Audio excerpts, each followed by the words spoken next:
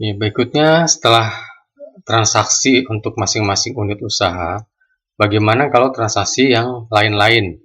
Lain-lain itu ya di sini disediakan ada beberapa modul, yaitu penerimaan lain-lain, pengeluaran lain-lain, dan mutasi rekening.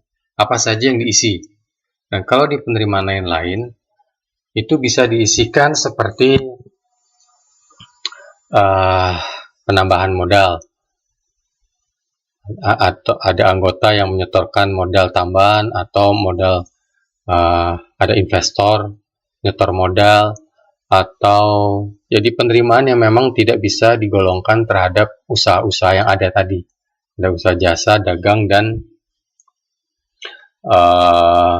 simpan pinjam dan produksi. Demikian juga untuk pengeluaran. Kalau pengeluaran mungkin agak lebih mudah ya, karena di sini kalau dilihat di daftar akun keuangannya, di sini terlihat nama-nama beban cukup banyak. Jadi artinya pengeluaran yang sifatnya contoh pembayaran gaji karyawan koperasi itu bisa diisikan di sini. Kemudian pengeluaran untuk keperluan rapat, atau kalau memang usaha jasa ada misalnya pengeluaran untuk perbaikan kios misalnya, atau penambahan AC sehingga perlu pengeluaran untuk pembelian AC. Jadi segala pengeluaran yang memang tidak bisa dimasukkan di transaksi unit usaha, jadi langsung masuk ke koperasinya. Di sini saya ambil contoh untuk pengeluaran, bisa dilihat di sini ya. Jadi misalnya ada dapat pinjaman dari bank, nah ini ada biaya adminnya dimasukkan di sini. Kemudian ada pembelian ATK, dimasukkan di sini pengeluaran.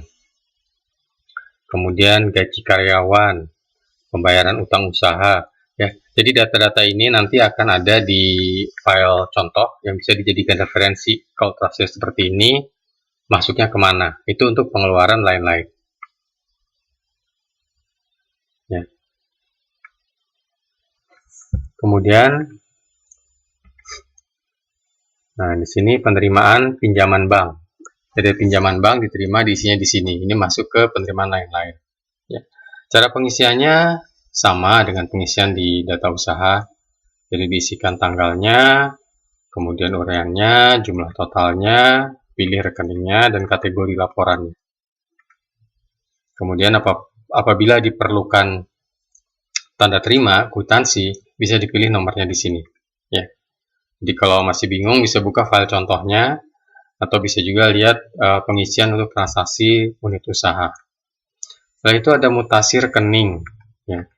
Mutasi rekening ini adalah untuk memindahkan. Jadi misalnya anggota datang bayar, kan yang paling mudah misalnya hari ini terima pendapatan 700.000 cash semua. Nah, cash itu mau dipindahkan nih ke bank. Nah, bisa dipilih di sini dari rekening, misalnya dari rekening kas ke rekening misalnya bank 1, atau sebaliknya mau transfer antar bank karena perlu untuk pembayaran dan biasa pakai bank Mandiri, misalnya dari BCA ke Mandiri.